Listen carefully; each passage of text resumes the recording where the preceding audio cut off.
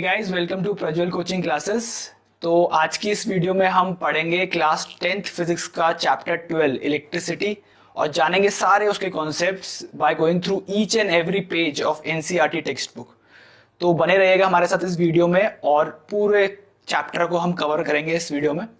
और इससे पहले हम आगे बढ़ें तो डिस्क्रिप्शन में आप जाइएगा और वहाँ पे आपको एक लिंक मिलेगा आर यू अवेयर चैनल का। तो उस लिंक को फॉलो करना और उसमें आपको काफ़ी कूल काफ़ी अमेजिंग वीडियोस मिलेंगी, क्विज़ेस की, स्पेलो वर्ल्ड की, क्राफ्ट की काफ़ी वीडियोस मिलेंगी, गेमिंग्स की काफ़ी वीडियो मिलेंगी। तो आपको बहुत मज़ा आएगा उस चैनल पे जाना और देखना उनकी वीडियोस और उस चैनल को सब्सक्राइब करना। और चलो हम शुरू करते हैं हमारा चैप्टर 12। तो देखो, तो तुमको राइट साइड में देखो दिख रहा होगा चैप्टर 12 का पहला पेज, ठीक है, जिसमें टॉपिक 1 है इलेक्ट्रिक करंट एंड सर्किट। ठीक है, तो क्या होता है इलेक्ट्रिक करंट, क्या होता है इलेक्ट्रिक सर्किट। देखो अभी तुम फोन में वीडियो देख रहे हो, ठीक है, थोड़ी देर में तुम्हारा फोन की क्या होगा, बैटरी लो हो जाएगी। तो तुम फोन को उठाओगे और चार्ज पे लगाओगे तो वो चार्ज हो रहा है। वो कैसे चार्ज हो रहा है, फोन चार्ज हो रहा है, कैसे हो रहा है, ठीक है, उस चीज के बारे में हम थोड़ा बहुत देखेंगे। तो क्या हो रहा है कि देखो उस चार्जर पे कुछ चार्जेस मूव कर रहे हैं तुम्हारे फोन को और तुम्हारे फोन की बैटरी को रिचार्ज कर रहे हैं, ठीक है। तो कुछ फ्लो ऑफ चार्जेस वाली चीजें, कुछ वहां से वो चीज तुम करेक्ट कर सकते हो। तो बस वही है, ठीक है, flow of charges through a cross section of conductor in some given time, that is current. क्या है बताते हैं। जैसे तुमने मान लो एक कंडक्टर लिया, ऑब्वियसली बात है, तुमको पता है कंडक्टर अलाउज इलेक्ट्रिक चार्जेस या electricity to pass through them. Insulators allow नहीं करते, सेमी कंडक्टर पार्शियली अलाउ करते हैं, काफी कॉन्सेप्ट है। तो कंडक्टर हमने लिया, अब क्या हुआ, बहुत बड़ा कंडक्टर है पर हमने उसका एक क्रॉस सेक्शन ले रखा है। अब क्या हुआ, इसमें कुछ चार्जेस मूव कर रहे हैं, ठीक है, इस डायरेक्शन में मूव कर रहे हैं। हमने इसका एक क्रॉस सेक्शन ले रखा है, ठीक है। तो करंट क्या हुआ, देखो करंट क्या हुआ, करंट हुआ कि ये जो चार्जेस मूव कर रहे हैं राइट साइड में in a cross section at some time, at time T, ठीक है, in a given time is equal to current. मतलब चार्जेस, नेट चार्ज जो होता है, नेट चार्ज, ठीक है, upon time gives you current, ठीक है। ये बेसिक सा फॉर्मूला है और बेसिक अंडरस्टैंडिंग है कि अच्छा, इसमें मैंने बोला नेट चार्ज, तो नेट चार्ज का क्या मतलब, मान लो कुछ प्लस चार्ज इधर जा रहा है और कुछ माइनस चार्ज इधर जा रहा है। मान लो ये है 5 कूलम, अभी तुमको बताऊंगा कूलम क्या होता है, और ये है 3 कूलम, या दोनों ही मान लेते हैं, इस तरफ जा रहा है, तुम्हारी मर्जी, ठीक है। तो अब तुम नेट चार्ज क्या बोलोगे, देखो 5 पॉजिटिव है और 3 नेगेटिव है, तो नेट चार्ज क्या हुआ, 2 कूलम इस डायरेक्शन में जा रहा है, ठीक है। तो वहां से वो चीज आती है नेट चार्ज की। तो वहां से तुम करंट डिराइव कर सकते हो कि करंट कितना जा रहा है, कि कितना क्या है क्या नहीं है, ठीक है। तो ये होती है करंट की बात। अब इसी को तुम सर्किट पे लेके आते हैं, ठीक है। अब क्या हुआ, तुमने एक सर्किट लिया, सर्किट क्या है, सर्किट में तुमको बताता हूं, तुमने एक कंडक्टिंग वायर ली, ठीक है, उसमें कुछ बैटरी लगाई, ठीक है, और यहाँ पे एक बल्ब लगाया, कोई रेजिस्टर लगाया, ठीक है, इतना सा, इतना काफी है, ठीक है। अब क्या हो रहा है, ये प्लस टर्मिनल है, नेगेटिव टर्मिनल, तो इलेक्ट्रिक करंट फ्लो कर रहा है और ये बल्ब यहाँ पे ग्लो कर रहा है, ठीक है, सिंपल सा। तो ये क्या है, कि एक सर्किट है और ये सर्किट डायग्राम है, जिससे तुमको क्लियर हो रहा है कि ये सर्किट, सर्किट किसको बोलोगे तुम, एक सिंपल सा अरेंजमेंट, एक बैटरी का, एक रेजिस्टर का या किसी बल्ब का जिसमें इलेक्ट्रिक करंट फ्लो कर रहा हो, उसको बोलेंगे सर्किट। अब सर्किट भी 2 तरीके के हो सकते हैं, एक ओपन सर्किट और एक क्लोज सर्किट। अब ओपन सर्किट बहुत सिंपल है, तुमने इसको ओपन कर दिया, मतलब यहाँ से कोई ब्रेकेज कर दी, तो क्या बल्ब ब्लो करेगा, नहीं करेगा बल्ब ब्लो, ठीक है, बल्ब ब्लो नहीं करेगा, तो ये हो गया ओपन सर्किट। अब क्लोज सर्किट क्या है, तुमने ये क्लोज कर दिया, अब करंट फ्लो करेगा तो अब ये बल्ब ग्लो करेगा, ठीक है। तो यहां से हो गया ओपन सर्किट और क्लोज सर्किट के बारे में बात, ठीक है। अब करंट हमने जो बात करी थी, तो करंट के बारे में तुमको थोड़ा सा हिस्ट्री में बता देता हूँ कि क्या होता है। देखो करंट हम लेते हैं पॉजिटिव डायरेक्शन में, ठीक है, क्यों, क्योंकि जब हमने डिस्कवरी करी थी तब तक हमको इलेक्ट्रॉन्स के बारे में नहीं पता था। एक्चुअली जो फ्लो होता है वो फ्लो होता है इलेक्ट्रॉन्स का फ्लो, और इलेक्ट्रॉन्स होते हैं नेगेटिव चार्ज के, ठीक है। तो हम करंट को लेते हैं कन्वेंशनली कि वो पॉजिटिव से फ्लो करता है, मतलब बैटरी अगर है तो करंट फ्लो करेगा इस डायरेक्शन में, पॉजिटिव टर्मिनल से नेगेटिव टर्मिनल, ठीक है। और जो इलेक्ट्रॉन्स हैं वो फ्लो करेंगे negative to positive. So since मैंने आपको बताया कि डिस्कवरी तब तक इलेक्ट्रॉन्स की नहीं हुई थी, यही आप उस पेज में पढ़ोगे, तो तब तक डिस्कवरी नहीं हो पाई थी, तो इस वजह से हम conventionally positive to negative direction में लेते हैं करंट को। ठीक है, ये सब है पहले उस पेज में। और दूसरी बात, तुमको 1 एम्पियर की डेफिनेशन बताई गई है कि देखो तुमको मैंने क्या बोला कि करंट क्या होता है, current equals to charge upon time, जहाँ पे नेट चार्ज की बात होती है, नेट चार्ज अपॉन टाइम। तो तुमको बोल रहे हैं कि 1 एम्पियर, एम्पियर क्या होता है, इसकी एसआई यूनिट, इस करंट की, और चार्ज की एसआई यूनिट क्या होती है, कूलम। ठीक है, कूलम, और इसकी एम्पियर। ठीक है, और टाइम का तुमको पता है सेकंड होती है। ठीक है, तो अगर तुमको मैं बोलूँ कि 1 एम्पियर करंट, तो तुम क्या बोलोगे, 1 coulomb charge upon 1 second, that will be 1 ampere. ठीक है, बट मतलब तुम 12th में आओगे, तुमको पता चलेगा कि एक्चुअल डेफिनेशन क्या है, बट अभी के हिसाब से इतना काफी है। ठीक है, तो ये होती है 1 एम्पियर की डेफिनेशन। तो एक उसमें तुमको नेक्स्ट पेज में देखोगे, नेक्स्ट पेज दिखेगा तुमको, तो नेक्स्ट पेज में तुम देखोगे कि एक सॉल्व एग्जाम्पल भी है। ठीक है, तो सॉल्व एग्जाम्पल में क्या पूछ रहा है तुमको चार्ज निकालने को बोल रहा है, ढंग से देखोगे तो चार्ज निकालने को बोल रहा है, और तुमको करंट दे रखा है और टाइम दे रखा है। तो सिंपल है, वही जो मैंने तुमको कहा कि I equals to Q by T होता है, तो क्यू निकाल दोगे यहाँ से, Q equals to I T, और सिंपली वो क्वेश्चन तुमसे आराम से हो जाएगा। तो ये सब था पहले 2 पेजेस में, और आगे बढ़ते हैं, फिर हम इलेक्ट्रिक पोटेंशियल के बारे में डिस्कस करेंगे। ठीक है, देख सकते हो टेक्स्ट बुक पे नेक्स्ट टॉपिक क्या है, electric potential and potential difference. तो क्या होता है इलेक्ट्रिक पोटेंशियल, क्या होता है पोटेंशियल डिफरेंस, सब जानेंगे इस वीडियो में। तो देखते हैं, देखो क्या है, तुम अभी घर पे हो, ठीक है, घर पे तुम देखोगे छत पे एक पानी का टैंक होता है। ठीक है, और तुम नीचे अपने किचन में हो, बाथरूम में, और टैप ऑन करते हो तो पानी आता है। क्यों आ रहा है वो पानी, और जब तुमको वो टंकी भरनी होती है तो तुम मोटर ऑन करते हो, क्योंकि वो पानी ऑटोमेटिकली जा नहीं सकता छत पे टैंक भरने के। ठीक है, तो देखो क्या हो रहा है, क्यों हो रहा है ये सब चीजें, तो बताता हूं तुमको। अभी तुमने एक ऑब्जेक्ट को रखा है एट सम हायर पोजीशन। ठीक है, तो प्रेशर तुमको पता होगा, रो जी एच होता है। ठीक है, हाइट का रोल होता है, और तुम्हारे जो नीचे सिस्टम है, मान लो यहाँ पे तुम, ये तुम्हारा छत है, और यहाँ पे तुम अंदर कहीं बैठे हो, ये तुम्हारा कोई टैप है, और तुमने टैप ऑन किया, तो यहाँ पे क्या है, कुछ ना कुछ कनेक्शंस के थ्रू ये पानी यहाँ पे जा रहा है। अब देखो हाइट डिफरेंस है, तो प्रेशर डिफरेंस आया, प्रेशर डिफरेंस आया, तो यहाँ से पानी ऑटोमेटिकली तुमको यहाँ पे बकेट तुम अपनी फिल कर सकते हो, जो भी है। ठीक है, पर क्या तुम ये बकेट से पानी इस तक पहुंचा सकते हो थ्रू दिस टैप, कोई चांस नहीं है, हो नहीं सकता। तुमको क्या करना पड़ेगा, इलेक्ट्रिक मोटर लगानी पड़ेगी, और फिर वो पानी नीचे से ग्राउंड से ऊपर तक जाएगा, वो मैकेनिकल वर्क करना पड़ेगा। ठीक है, तो वही सेम केस आता है। अब इसी को कनेक्ट करो एक कनेक्टिंग वायर से, एक कंडक्टिंग वायर से।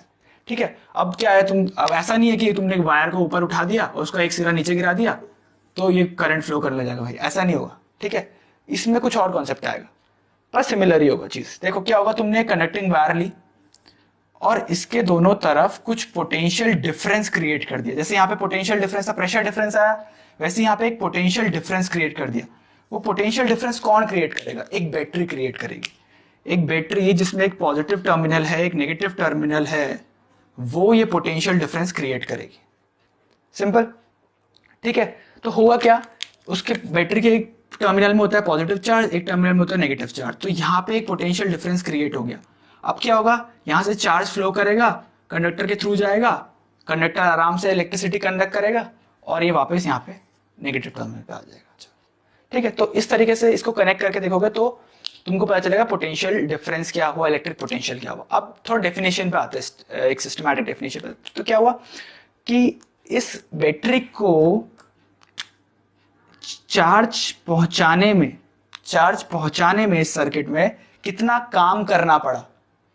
ठीक है, इस बैटरी को उस चार्ज को पहुंचाने में सर्किट में कितना काम करना पड़ा, दैट इज इलेक्ट्रिक पोटेंशियल। ठीक है, तो इसको मैथमेटिकली देखते हैं, तो क्या होगा, इसको मिटा देते हैं। तो क्या होगा, देखो इलेक्ट्रिक पोटेंशियल जो तुम लिखोगे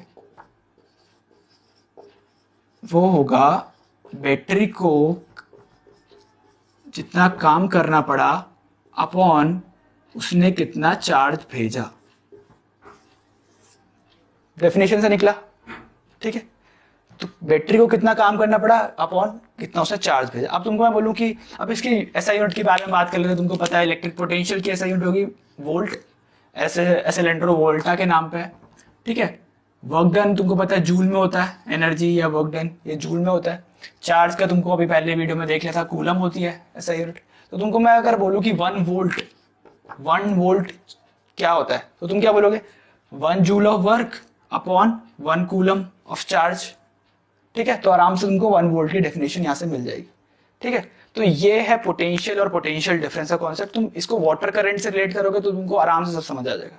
ठीक है, तो एक चीज और मैं तुमको बता देता हूँ कि यहाँ पे आर्म मीटर और वोल्ट मीटर की बात हो रही है। ठीक है, तो अभी आर्म मीटर बताता हूँ और वोल्ट मीटर बताता हूँ, दोनों बताता हूँ। तो अभी हम पोटेंशियल पढ़ रहे हैं तो वोल्ट मीटर वाली बात बता देता हूँ कि वोल्ट मीटर क्या होता है।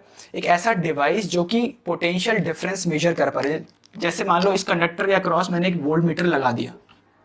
ठीक है, हमेशा पैरेलल में लगता है, ये याद रखना। ठीक है, तुम पढ़ोगे 12th में आगे कि क्यों लगता है, उसका रेजिस्टेंस काफी हाई होता है, ये सब बातें। पर अभी तुमको किसी भी, मान लो तुमको ये पॉइंट ए है, ये पॉइंट बी है, इसके बीच का पोटेंशियल डिफरेंस मेजर करना है, तो तुम एक वोल्ट मीटर लगाओगे पैरेलल में और तुमको इसमें एक रीडिंग आ जाएगी कि कितना उसका बीच में पोटेंशियल डिफरेंस है। ऐसी बैटरी के अक्रॉस भी लगा सकते हो, सब कहीं पे भी तुम किसी पॉइंट पे, 2 पॉइंट के बीच का अगर पोटेंशियल डिफरेंस मेजर करना है तो तुम वोल्ट मीटर लगा सकते हो। आर्म मीटर क्या होता है? आर्म मीटर क्या करता है, उस सर्किट में कितना करंट फ्लो कर रहा है उसको मेजर करता है। तो वो हमेशा सीरीज में लगता है। ठीक है, उसका काफी लो रेजिस्टेंस होता है तो वो सीरीज में लगता है। मान लो मैंने यहाँ पे लगाया, अब ये आर्मीटर मुझे क्या रीडिंग देगा? आर्मीटर मुझे रीडिंग देगा कि इस सर्किट में कितना करंट फ्लो कर रहा है। ठीक है, ये हमको रीडिंग देगा। ठीक है, अब इसका थोड़ा बहुत पढ़ेंगे आगे चल के कॉन्सेप्ट्स। ठीक है, अब बढ़ते हैं नेक्स्ट टॉपिक पे जो है सर्किट डायग्राम। और राइट साइड में तुम देख सकते हो पेज पूरा दिखेगा तुमको, जिसमें सारा का सारा एक टेबल दिया है एनसीईआरटी टेक्स्ट बुक में। तो उसी को देखेंगे पूरे एक सर्किट में कैसे यूज करते हैं और वो सब चीजें जानेंगे पूरे डिटेल में। तो देखो, सबसे पहले एक सिंपल सा सर्किट लेते हैं जिसमें क्या दिख रहा है तुमको? तुमको एक बैटरी दिख रही है, एक सेल दिख रहा है, मतलब एक बल्ब दिख रहा है और ये कुछ कनेक्टिंग वायर्स है। ठीक है, जो कि कंडक्टिंग है और आराम से सर्किट कंप्लीट है और तुमको ये बल्ब ग्लो होता हुआ दिखेगा।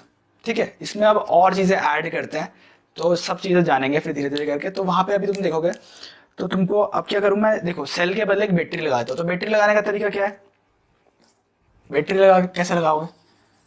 तुमने क्या किया, इसी को पे कॉम्बिनेशन और जोड़ दिया सेल का। Combination of cell is battery, simple सी बात है। ठीक है, और ध्यान रहे कि देखो अभी तुम इस पर दिखा दो तुमको, ये नेगेटिव है, ये पॉजिटिव है, फिर ये नेगेटिव है, फिर ये पॉजिटिव है, फिर ये नेगेटिव है, फिर ये पॉजिटिव है। ठीक है, तो ये हो गया कॉम्बिनेशन ऑफ सेल्स जो कि होता है बैटरी। ठीक है, फिर देखते हैं कि स्विच या प्लग की क्या होता है। ठीक है, तो अब तुमने मान लो इस पर लगाई एक प्लग की। अब प्लग की बता दो क्या होगा। अब तुमने क्या करा, इस एक छोटा सा डिवाइस, मान लो एक छोटा सा डिवाइस होता है जिसमें अगर तुमने वो की लगाई तो सर्किट कंप्लीट होगा और वो की निकाल दी तो सर्किट कंप्लीट नहीं होगा, यानी कि एक स्विच का काम करेगा वो। ठीक है, तो मैंने अगर वो लगाई तो ये डॉट का निशान होता है और नहीं लगाई तो ये ऐसी खाली। ठीक है, तो मान लो अभी मैंने लगाई तो ये क्या होगा, सर्किट कंप्लीट है, बल्ब ग्लो करेगा। अगर हटा दी तो सर्किट इनकम्प्लीट है, बल्ब ग्लो नहीं करेगा। ठीक है, ये होता है प्लग का काम। इसको मैं लगा देता हूँ। देखो अब हम इसमें ऐड करते हैं एक रेजिस्टर। ठीक है, रेजिस्टर क्या हुआ, उसको कैसे डिनोट करते हैं, उसको कुछ इस तरीके से डिनोट करते हैं। ठीक है, एक रेजिस्टर है जिसके अक्रॉस कुछ पोटेंशियल डिफरेंस होगा और जिसके अक्रॉस कुछ लॉस भी होता है, निक्रोम वायर यूज करोगे तो वो सब अलग बात है। बट सिंपली एक रेजिस्टर को कैसे डिनोट करोगे, इस तरीके से। एक वेरिएबल रेजिस्टर को कैसे डिनोट करोगे, कुछ इस तरीके से या कुछ इस तरीके से। ठीक है, क्या होता है वेरिएबल रेजिस्टर, जैसे मान लो इसका कुछ रेजिस्टेंस है, अभी पढ़ेंगे आगे वाले ओम्स लॉ पे।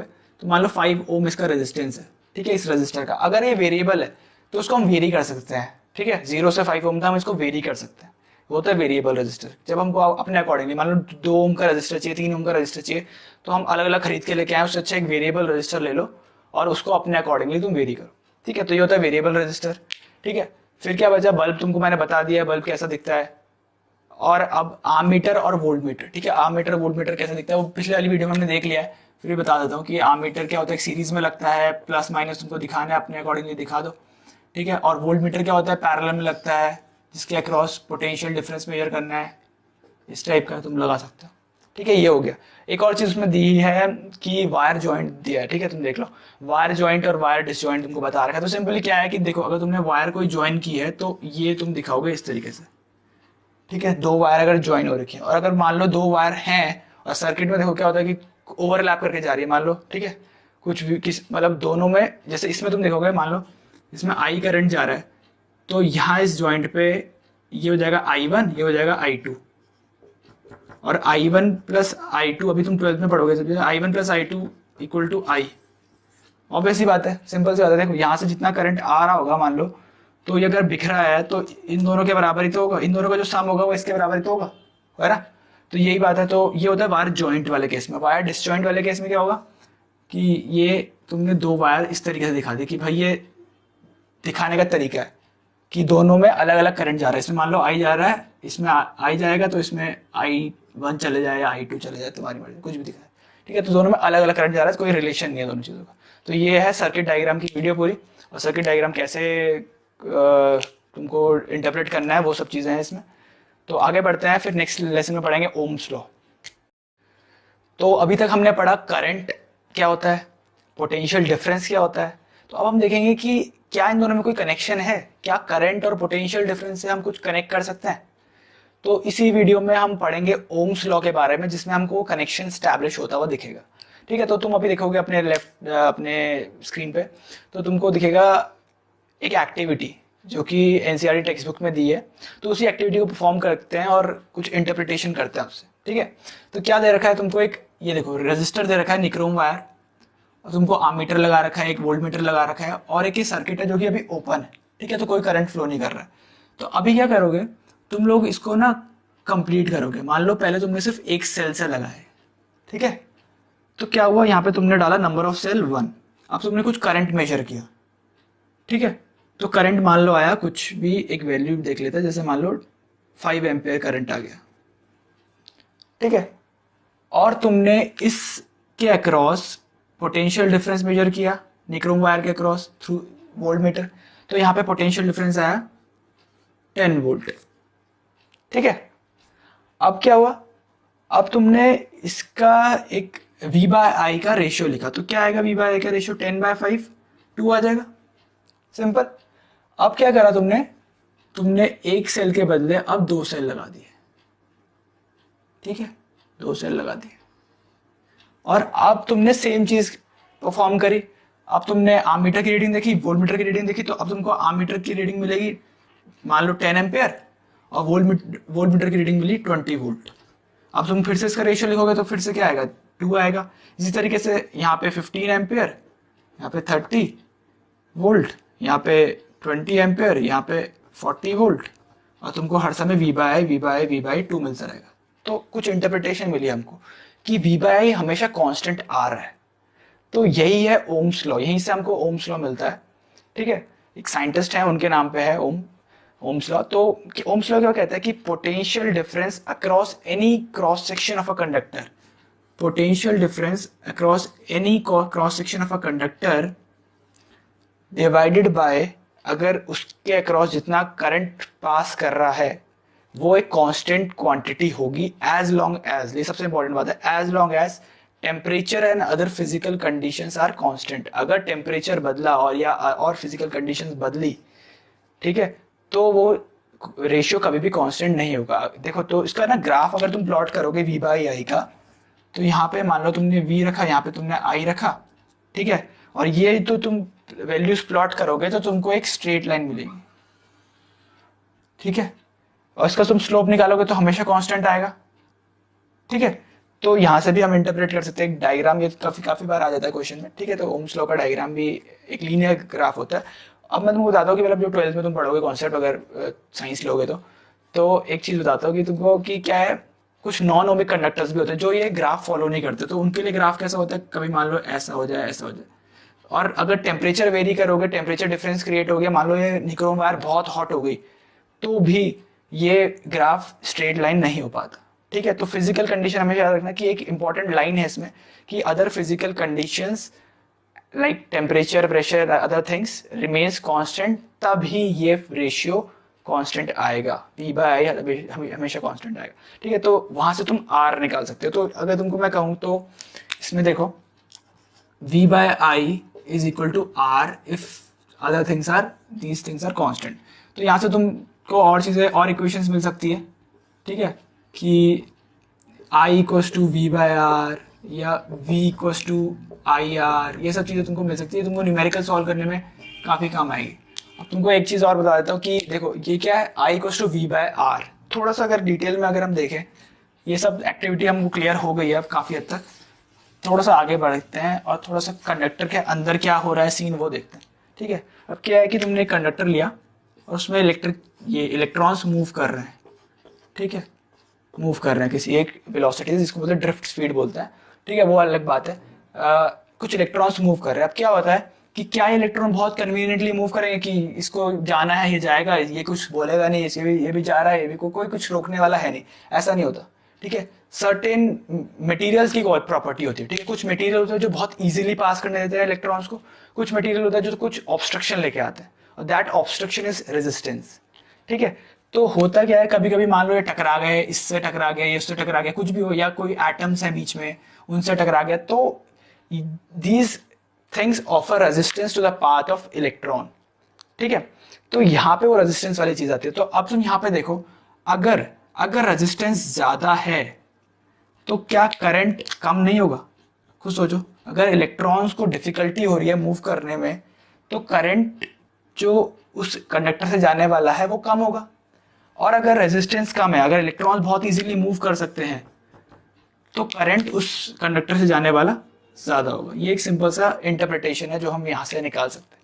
ठीक है, कॉमन सेंस वाली बात है दूसरी बात। ठीक है, तो ये सब कुछ था ओम्स लॉ में। अब तुम एक और एक्टिविटी देखोगे तो एक और एक्टिविटी तुमको दिखेगी, तो उसमें क्या है, तुमसे यही बात है जो मैंने तुमको कहा कि कुछ मटेरियल्स होते हैं जो अलाउ करते हैं। तो उसमें क्या है, तुमको एक निक्रोम वायर दे रखी है, देखोगे तुम निक्रोम वायर दे रखी है, और क्या बोलते हैं, एक टॉर्च बल्ब दे रखा है और एक और बल्ब दे रखा है। तो तुमको उसके हिसाब से तुमको V/I निकालोगे तो सबका V/I अलग अलग आएगा। तो वो यही बात बताने को है कि हर एक मटेरियल की प्रॉपर्टी होती है कि वो अपने हिसाब से कितना कितना रेजिस्टेंस ऑफर कर रहा है।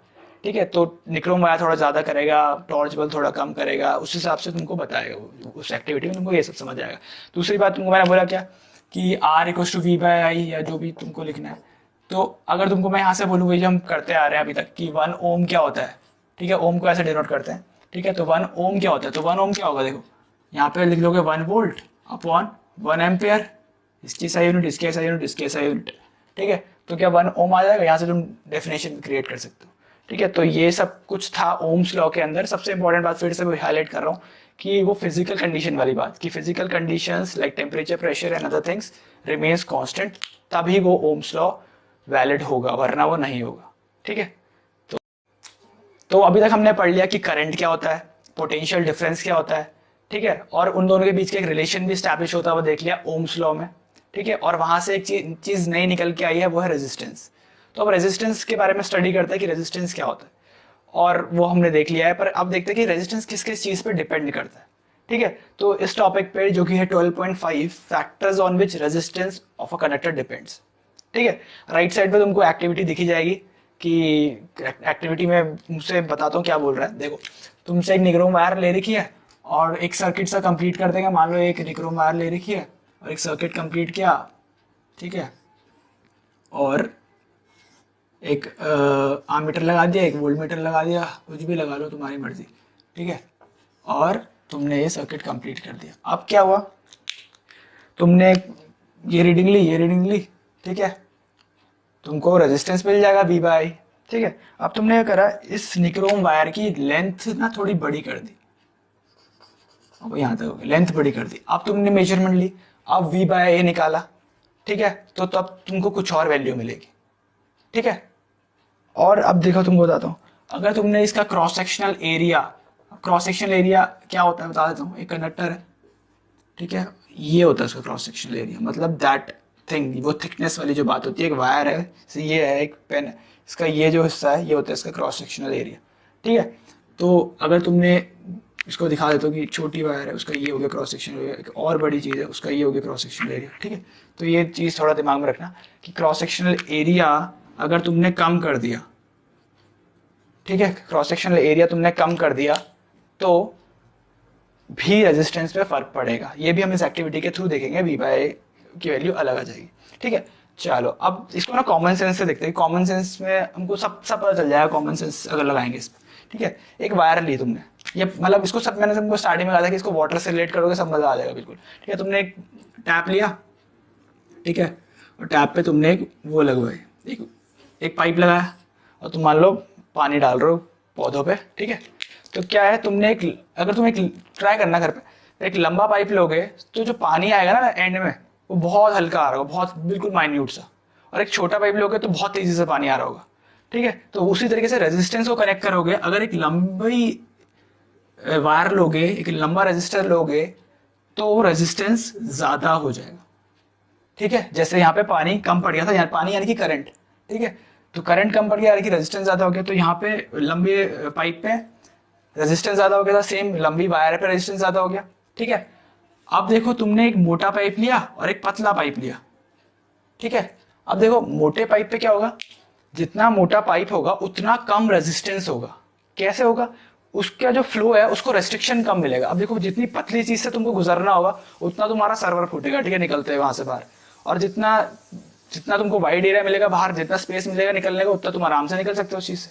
तो सेम रेजिस्टेंस का केस का है, इलेक्ट्रॉन्स को जितना ऑब्स्ट्रक्शन मिलेगा उतना ज्यादा उसका रेजिस्टेंस होगा। अब देखो अगर तुमने एक बड़ा क्रॉस सेक्शन एरिया लिया तो इलेक्ट्रॉन्स आराम से क्रॉस कर देगा, अगर छोटा क्रॉस सेक्शन एरिया लिया तो इलेक्ट्रॉन्स थोड़ा को ऑब्स्ट्रक्शन मिलेगा निकलने में वहां से बाहर। ठीक है, तो यानी कि रेजिस्टेंस इस केस में कम होगा और इस केस में ज्यादा होगा, यानी कि अगर तुम एरिया बढ़ाओगे तो रेजिस्टेंस कम होगा, यानी कि ये इनवर्सली प्रोपोर्शनल आता है यहाँ पे। ठीक है, तो हमको इस एक्टिविटी के थ्रू और थोड़े कॉमन सेंस के थ्रू ये चीज क्लियर हो गई कि रेजिस्टेंस डायरेक्टली प्रोपोर्शनल होता है लेंथ के और इनवर्सली प्रोपोर्शनल होता है एरिया के। अब इस प्रोपोर्शनैलिटी को हम रिमूव करने के लिए कांस्टेंट लेके आते हैं, जिस होता है रो L bye A, that is resistance. ये होता है आपका रेजिस्टेंस। अब इसमें से रो क्या है, रो होता है रेजिस्टिविटी ऑफ दैट मटेरियल। ये होता है रेजिस्टिविटी, एक प्रॉपर्टी है, ये चेंज नहीं होती। सबसे इंपॉर्टेंट बात ये है, ये चेंज नहीं होगी as long as temperature and other things are constant, तो ये चेंज नहीं होगी।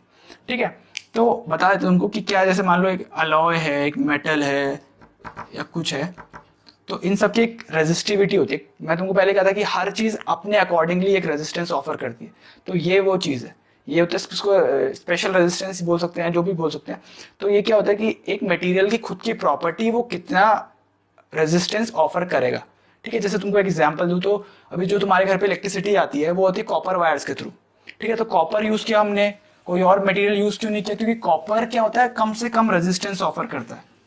ठीक है, और तुम अगर अभी प्रेस करते हो अपने कपड़ों पे या कुछ भी, और या फिर हीटर यूज करते थे सर्दियों में, तो तुम देखोगे उसमें जो वायर होती है वो निक्रोम वायर होती है और वो काफी हॉट हो जाती है। थोड़ा टाइम पे ही तुम इलेक्ट्रिसिटी ऑन करोगे तो काफी हॉट हो जाती है। तो क्यों, क्योंकि उस मटेरियल की वो खासियत है।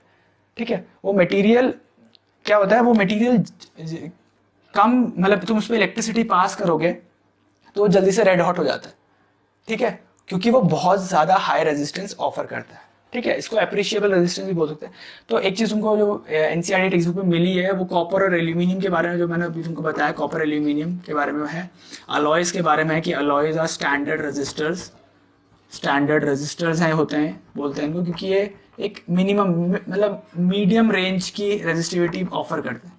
ठीक है, और बाकी जो पुअर कंडक्टर्स के बारे में बात है, पुअर कंडक्टर्स कौन हुए, जो मैक्सिमम रेजिस्टेंस ऑफर करेंगे, पुअर कंडक्टर्स के बारे में जो कि मैक्सिमम रेजिस्टेंस ऑफर करेंगे। ठीक है, तो ये सब कुछ है अभी factors on which resistance depends. तो ये याद रखना, R equals to rho L by, छोटा सा एक दो बातें कर लेते हैं कि देखो अगर तुम लेंथ डबल कर दोगे तो रेजिस्टेंस क्या हो जाएगा, डबल। ठीक है, अगर तुम एरिया डबल कर दोगे तो रेजिस्टेंस क्या हो जाएगा, हाफ। ठीक है, 1/2 हो जाएगा यहाँ पे काम, तो रेजिस्टेंस हाफ हो गया। अब तुम क्या करो कि अब तुमको एक छोटा सा एक चीज और बता दो कि मान लो तुमको क्या दे रखा है, तरीके होते हैं वो बातें करने के, कि अब तुम एरिया को क्या लिख सकते हो। अगर तुमको एक क्रॉस सेक्शन दे रखा है तो क्रॉस सेक्शन क्या हो जाएगा, ऐसा, तो यानी कि एक सर्कुलर पोर्शन है। ठीक है, अब मैं इसको ऐसा क्यों दिखा रहा हूँ, ऐसा क्यों दिखा रहा, ठीक है, क्योंकि वो वायर ऐसी है। ठीक है, समझ रहे हो, वायर ऐसी है।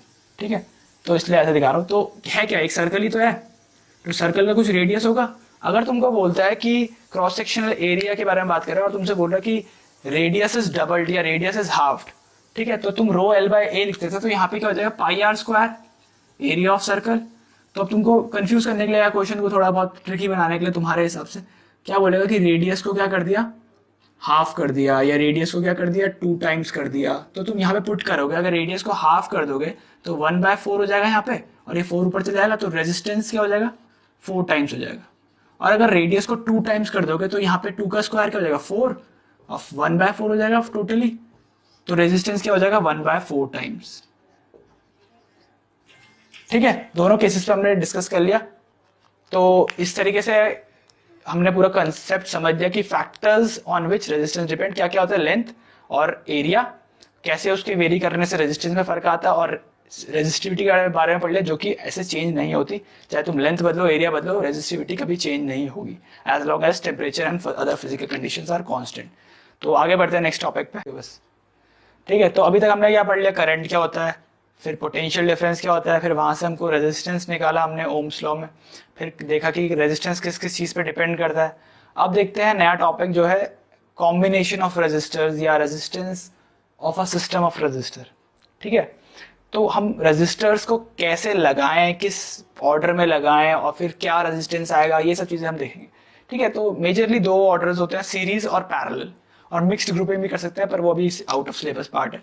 ठीक है, तो देखते हैं कि दोनों केसेस में हम जब लगाते हैं तो क्या इफेक्ट होता है ओवरऑल या नेट रेजिस्टेंस में। ठीक है, तो देखो क्या है, पहला रेजिस्टर तुम देखोगे, दूसरा रेजिस्टर देखोगे, तीसरा रेजिस्टर देखोगे, ये तीनों के तीनों एक सीरीज में लगे। ठीक है, तो ये सीरीज वाला केस पहले हम स्टडी करते हैं। बैटरी लगी है, प्लग की है, आमीटर है, और ये वोल्ट मीटर हर एक के अक्रॉस लगा है। तो जब हम तुम एक्टिविटीज भी दे रखी है एनसीईआरटी टेक्स्ट बुक में, तो उन सबका ही पूरा जो निष्कर्ष है वो सब मैं तुमको बता रहा हूँ। ठीक है, क्या उनसे हमको स्टडी करने को मिला। तो क्या है, तुम जब ये एक्टिविटी परफॉर्म करोगे तो तुमको दिखेगा कि तुम आम मीटर को यहाँ लगाओ, चाहे यहाँ लगाओ, चाहे यहाँ लगाओ, चाहे कहाँ कहीं भी लगाओ सीरीज इस सर्किट में, तो तुमको सेम रीडिंग मिलेगी करंट की। ठीक है, तो ये एक नोटवर्दी चीज है कि हमको करंट सेम मिलता है। ठीक है, पूरे सर्किट में तुम आमीटर कहीं पे भी लगाओ तुमको करंट सेम मिलेगा।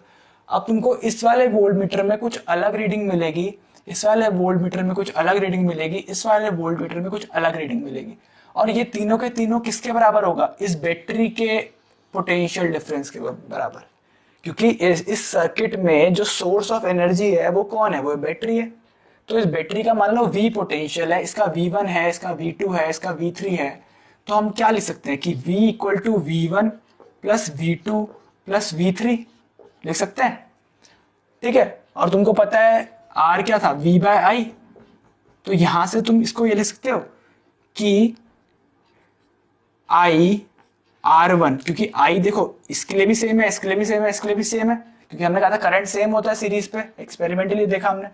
तो I R1 इसका रेजिस्टेंस, ठीक है, प्लस I R2 सेकंड वाले का resistance, plus I R3 third वाले का resistance, is equal to I क्योंकि सबके लिए सेम है, इस बैटरी के थ्रू भी सेम ही है, और R इक्विवेलेंट, जो इन सबका इक्विवेलेंट, मान लो इन तीनों के बदले मेरे को एक ऐसा रजिस्टर लगाना है जो इन तीनों का काम कर दे, तो उस रेजिस्टेंस की बात हो रही है कि वो R इक्विवेलेंट।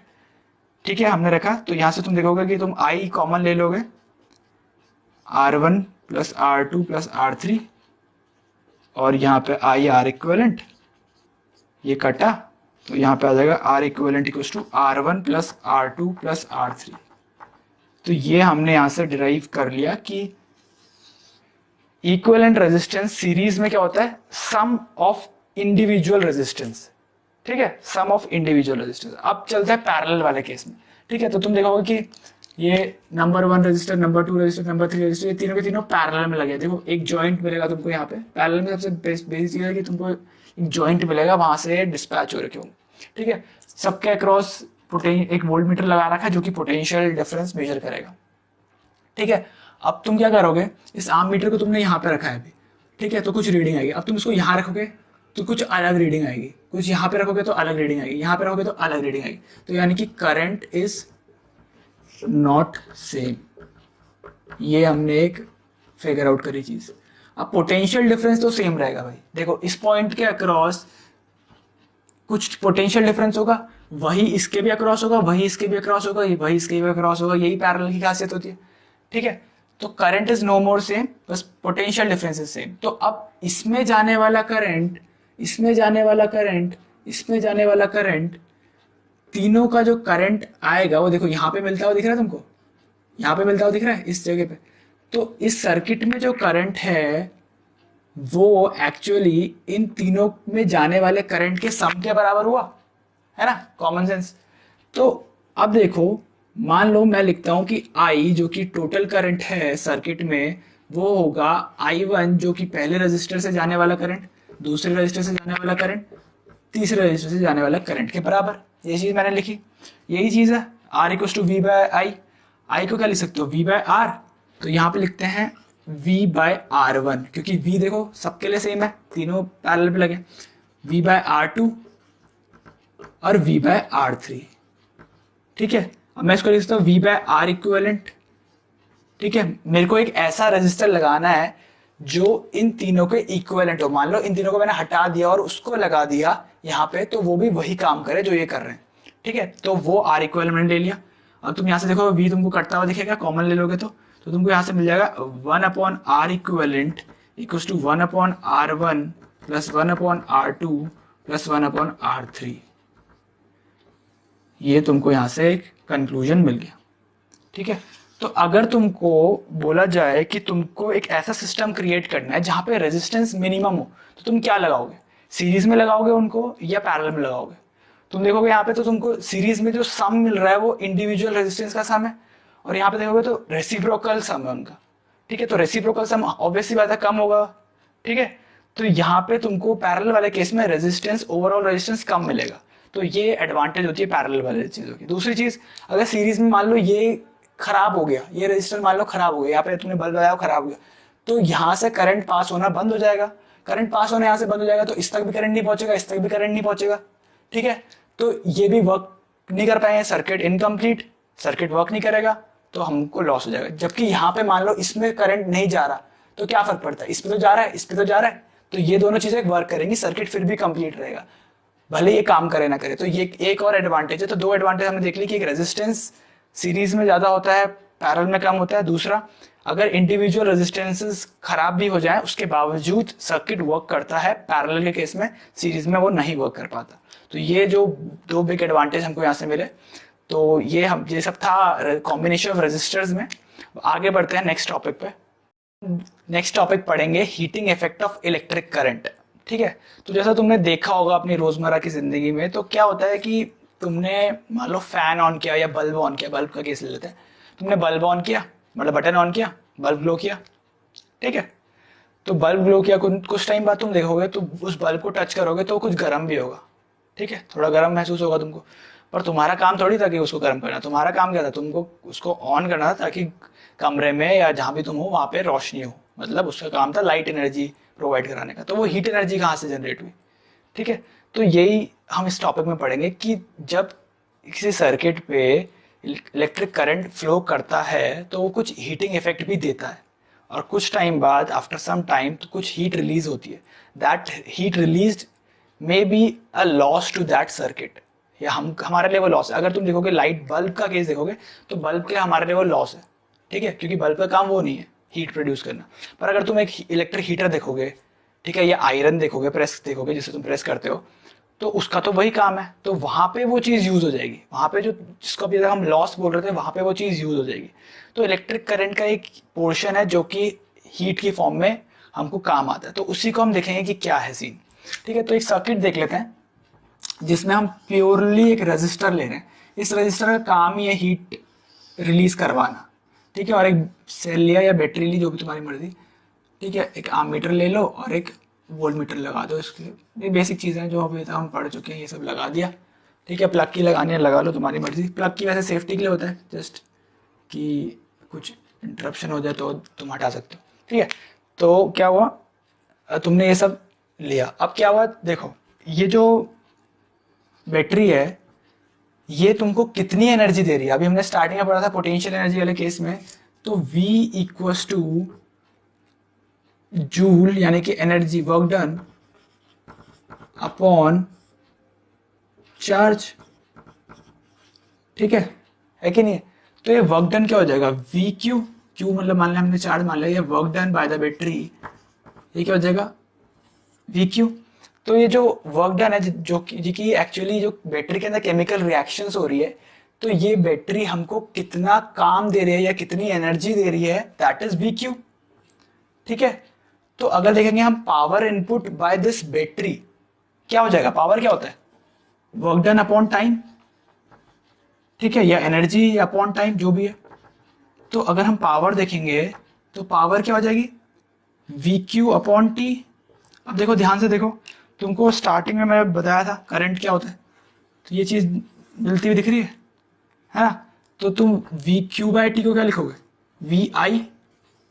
तो power input from this source is V I, ठीक है। तो इसके अक्रॉस पावर कितनी हो जाएगी, वी आई। अब क्या करो, तुमने ओम्स लॉ पढ़ा ही है। ओम्स लॉ क्या होता है, ओम लॉ से हमको क्या मिला था, R equals to V by I across that resistor, ठीक है। तो अब तुम यहां से v को देखो, तो v को तुम लिख सकते हो आई आर, है कि नहीं। अब इसको यहां ले आओ, ठीक है। तो तुमको क्या मिलेगा, पावर इक्वल्स टू वी आई, फिर v के बदले तुम लिख दोगे यहाँ पे आई आर, ठीक है। तो पावर आ जाएगी तुम्हारी आई स्क्वायर आर, ठीक है। तो ये क्या है, ये पावर है, ठीक है। अब तुमको पता करना है कि इसके अक्रॉस कितनी हीट डिसिपेट हुई है, ठीक है। तो ये तुमको बताया था ना, power equals to work done upon time.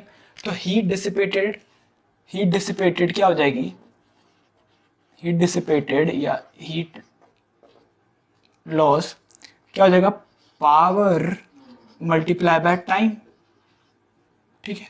ये तुम कर दोगे तो तुमको आराम से एनर्जी या हीट डिसिपेटेड मिलेगी। हीट क्या है, is a form of energy, ठीक है। तो तुम इसको लिखोगे H इक्वल्स टू पार क्या है हमारी finally I square R into T, ठीक है। और यही मतलब इसको ऐसा लिख सकते हो आई स्क्वायर आर टी, जस्ट एक simply I square R T.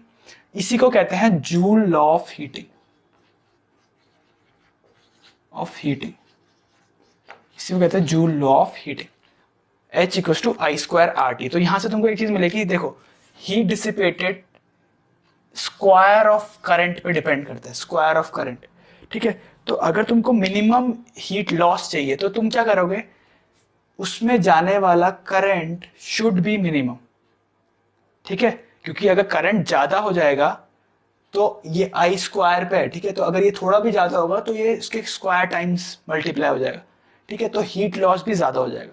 तो ये जूल लॉ ऑफ हीटिंग है, जो कि हमको, जो कि सारी डिवाइसेस जो होती है उनको गवर्न करता है कि कैसे हम हीट लॉस को कैसे कंट्रोल कर सके और कैसे मिनिमाइज कर सके। तो ये सब था heat effect of electric current पे। आगे बढ़ते हैं नेक्स्ट टॉपिक पे।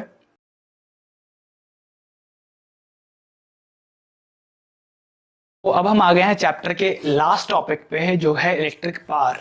तो पूरा चैप्टर हमने पढ़ लिया है। अब ये लास्ट की एक चीज है जो कि बहुत माइन्यूट सी चीज है, पर फिर भी बता देता हूँ मैं तुमको। इलेक्ट्रिक पावर हमने वैसे डिस्कस कर ही लिया है heating effect of electric current में, पर फिर भी क्या है कि पावर होता क्या है, पावर होता है actually rate of doing work. और रेट जब भी बात आती है, एक बार लिख देता हूँ, रेट ऑफ डूइंग वर्क, ठीक है।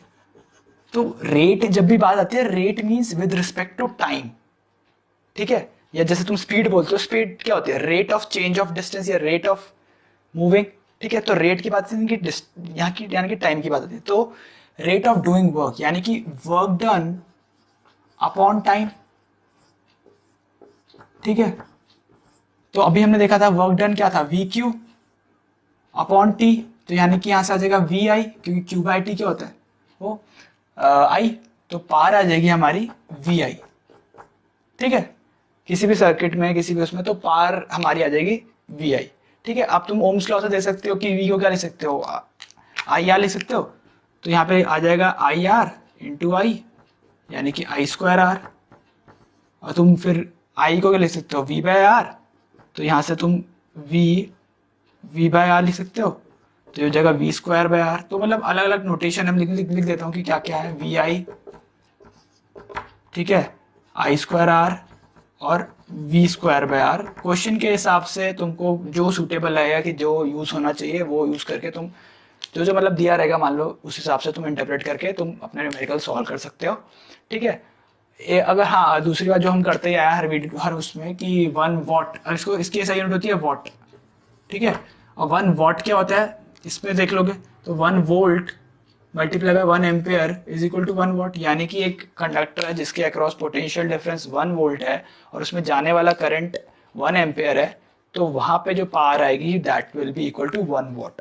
अब वॉट क्या होता है, बहुत स्मॉल क्वांटिटी होती है, ठीक है, तो उसको हम लिखते हैं किलोवाट में। किलोवाट क्या होगा, 1000 what, that will be a much bigger quantity. और जो हमारे घर पे बिजली का बिल आता है जब तुम देखते हो, तो वो क्या होता है, एक यूनिट होती है, ठीक है, बता देता हूँ थोड़ा सा उसके बारे में डिटेल में, दिया गया है क्योंकि तुम्हारे चैप्टर में, तो वो यूनिट होता है, ठीक है, 1 यूनिट। और 1 यूनिट का चार्ज मान लो 3.5 रुपये है, ठीक है, मान लेते हैं, मुझे एग्जैक्टली कितना है वो आइडिया नहीं है, तो मान लो 3.5 रुपये है, ठीक है। तो तुम्हारे घर में जितना भी मान लो तुम्हारे end of the month 30 days के बाद जो बिजली का बिल आता है उसमें मान लो तुम्हारे 150 यूनिट इलेक्ट्रिसिटी खर्च हुई, ठीक है। तो तुम इसको मल्टीप्लाई करोगे तो तुम्हारा बिजली का बिल कितना आएगा, 1 यूनिट पे 3.5 रुपये है, तो 150 यूनिट पे हो जाएगा इतना यूनिट, इतना रुपीस, ठीक है, जितना भी आया हो बाहर में जाए, ठीक है। तो इतना तुम्हारा रुपीस, इतना तुम्हारा बिल आ जाएगा। अब ये यूनिट क्या होता है, ठीक है, बताता हूँ। यूनिट होता है 1 unit will be kilowatt hour, 1 kilowatt hour. अब किलोवाट में तुमको बता दें कि वॉट को 1000 watt multiply by hour, that will be 1 kilowatt hour, ठीक है। तो एक्चुअली है क्या, इसको तुम लिखते हो 1000 जूल पर सेकेंड, और ये क्या है 3600 सेकेंड्स, ठीक है। तो यहां से ये चीज कटी, ठीक है, तो तुम्हारा क्या आ जाएगा 3600 इंटू 1000 जूल, ठीक है। इतनी एनर्जी अगर तुमने खर्च करी that will be equal to 1 kilowatt hour, समझे। तो वो हो जाएगी 1 यूनिट। अब इसको जैसे तुम लिख सकते हो तो कितने हो गए यहाँ पे, अगर तुम यहाँ पे पॉइंट लगा दो 3.6, 1 2 3 4 5 6 इंटू 10⁻6 जूल, ये होता है 1 किलोवाट आवर, ठीक है, समझ आया। तो ये सब कुछ था, और इस चैप्टर में हमने सब पढ़ लिया, शुरुआत से इलेक्ट्रिक करंट पढ़ लिया, पोटेंशियल पढ़ लिया, वहां से रिलेटेड आया ओम्स लॉ पढ़ा, सर्किट डायग्राम भी पढ़ा, फिर factors on which resistance depend वो पढ़ा, फिर रेजिस्टेंस को कैसे कंबाइन करते हैं सीरीज में पैरेलल में वो पढ़ा, ठीक है। फिर हीटिंग इफेक्ट भी पढ़ा कि resistance offer some heating effect also, ठीक है। फिर हमने लास्ट में टॉपिक पढ़ा इलेक्ट्रिक पावर, ठीक है। तो आई होप इस पूरे कोर्स के दौरान आपको पूरा चैप्टर क्लियर हो गया होगा, सारे कॉन्सेप्ट्स आपको समझ आ गए होंगे। कुछ नहीं भी आया तो एक बार दोबारा से उस पोर्शन में जाके आप देख लेना, आपको डेफिनेटली सब कुछ समझ आ जाएगा। और बाकी तो वही है, जो अगर आपको वीडियो अच्छी लगी हो तो लाइक करना, शेयर करना अपने दोस्तों में, और इस चैनल को सब्सक्राइब करना हमारे। एंड फिर बाकी देखते हैं, नेक्स्ट वीडियो में मिलते हैं।